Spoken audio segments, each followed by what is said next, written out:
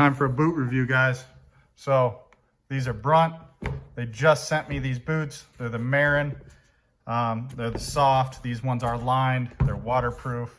I've worked with a ton of people that have had these boots. In the field, I'm a pipe welder.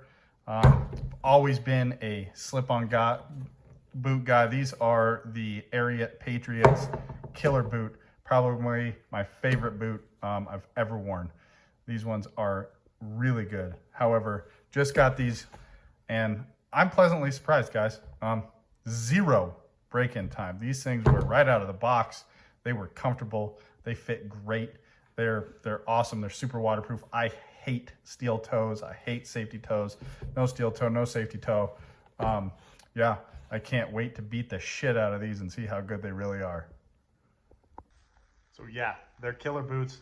Happy with them so far. There's a link in my bio. You'll get 10 bucks off if you go get them.